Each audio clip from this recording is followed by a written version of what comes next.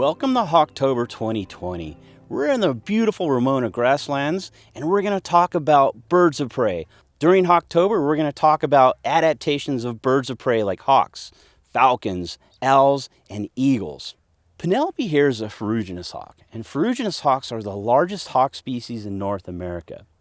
They visit San Diego in the winter months because their territory freezes over, and everything they like to eat, like gophers, mice, squirrels, rabbits, either migrates or hibernates under the ground in the winter. So hawks like this have to migrate south so they can feed during the winter months.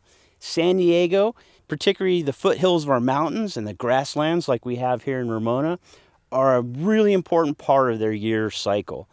Many species of raptors can live in San Diego year-round, but some, like this one, the Ferruginous hawk, have to come south for the winter. So birds of prey like Penelope the Ferruginous hawk all have three adaptations they share in common. The first adaptation I want to point out is eyesight. Their eyes are incredibly powerful. Their vision is about 8 to 10 times more powerful than ours on average, so that's like looking through binoculars. So they use their powerful vision to find food far away and start to sneak up and attack the food so they can capture it. The second adaptation that all birds of prey share in common is that big thing between their eyes, their beak. That beak is really strong and it's used to rip food apart once they catch it. So this bird doesn't have teeth to chew, won't use a knife and fork to cut up its meat. It has to use what I like to call grip and rip. Once they catch something, they grip onto it and use that beak that's very sharp and powerful to tear off bite-sized pieces they can swallow. So that's the second adaptation. The third adaptation that all birds of prey share in common is these feet. These feet are really strong, and they're hooked up to some very sharp toenails that we call talons. This bird can exert about 200 foot-pounds of pressure when she grabs something like a rabbit or a squirrel. So in addition to being able to swallow something like a gopher or a rat or a mouse whole, that wide gape or large mouth actually has another adaptive purpose. In a really warm day or on a hot summer day, that mouth actually acts or serves like a radiator in a car. There's a series of blood vessels in the mouth, and when they get hot, they pant. And the expression of air over the blood vessels in the mouth acts to help cool their body down, like the radiator of a car. So the larger the radiator, the more cooling potential. So Ferruginous hawks have large mouths or gapes because it helps them cool off more. Ferruginous hawks get their name from the coloration on their legs here. This is considered to be a booted hawk. That means they've got feathers that go all the way down to the tops of their feet. So the word ferruginous is a variation of the word ferrous or iron or rust containing. So this is, if you will, a rusty hawk, and they get that name from the coloration on their legs. Another thing you'll notice about Penelope the Ferruginous hawk is that she's light on the stomach and dark in the back. We refer to that as counter shading, and you find counter shading in a lot of animals, both aquatic animals and land animals. And the way that works is if this bird had a meal on the ground, it would spread its wings out and do what we call mantling. And the dark wings for the bird above, say a golden eagle or another hawk, blend in with the dark ground that the bird is hiding its food under. Contrary, or on the other side of that, as this bird's flying and soaring high up in the air, a rabbit looking up into the sky is less likely to notice this bird over it because the white belly blends in with the light sky. So this counter shading is something you see on a lot of hawks and a lot of other creatures. One of the reasons females are always larger than their male counterparts is it's the female that does most of the defense of the nest when the chicks are really small. So having a larger body size makes her a better guard or bouncer. So this is Tango. Tango is a Swainson's hawk. He's a lot different than the hawk you just met, Penelope. He's a lot smaller and definitely got a different color scheme going on.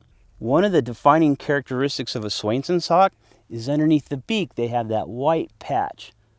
That white patch is very unique. It's a dead giveaway. It's one of the telltale markers of Swainson's hawks. So we've named him Tango because Swainson's hawks are known to fly as far south as Argentina.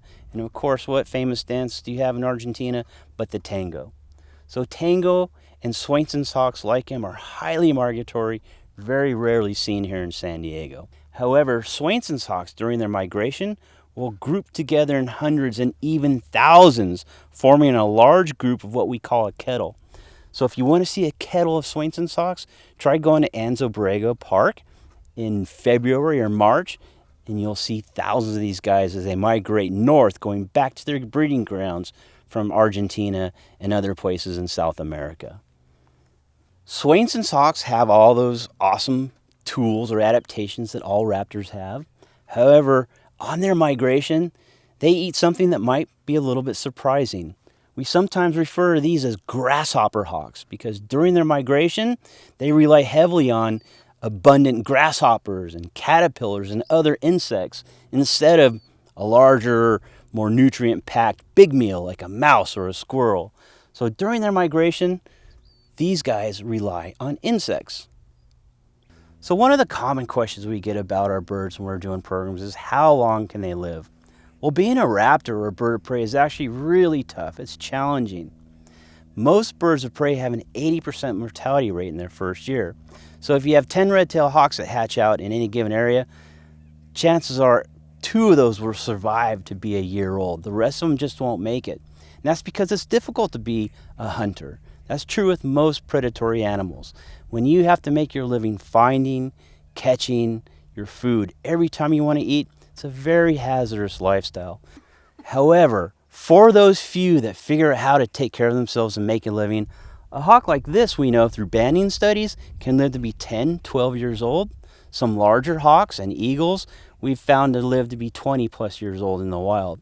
Living in a captive environment like a zoo, some species of hawks reach 30, eagles 40, even 50 years old. But being in the wild where it's life and death every day is much more difficult, and the margin for error is thin. So hawks like Penelope, the Swainson's hawk, and the common red-tailed hawk that we see all throughout San Diego hunt their food by attacking it from the air. So a hawk like this might get going to be 50, 60 miles per hour in a dive. Then right before they grab the food, they flare out their wings, shoot out their tail, air brakes if you will, to reduce their overall speed.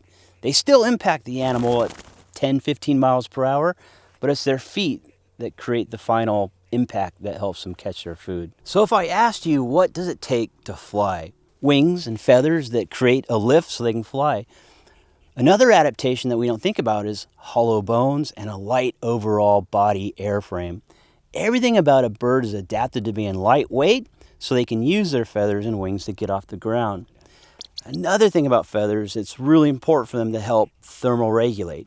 They help both keep them cool on hot days because they shade their body from the sun, and they also help keep them warm during winter, cold weather days. The down feathers insulate their body to help keep them warm. Typically, birds have a body temperature much higher than ours. Their typical body temperature ranges between 103 to 106 degrees, so they have a very high metabolism. Another unique trait of most birds of prey, at least the daytime birds of prey, is they have a juvenile or first year color variation that often has them looking much different than the adult version of the same species. So for example here, if you get our trading cards, you'll see Tango on the front looks nothing like he does today. It's a kind of way of telling the adults, don't be worried, I'm not here to take over your territory, I'm not going to steal your mate. And that gets them a pass. It allows them to hunt freely in that established mature adult's territory for a season. Hawks have other ways of communicating, most notably the calls they make. Hawks make a variety of whistles and screams and soft contact sounds when they're close together that communicate that they're occupying a territory, they don't want any company or competition on the territory.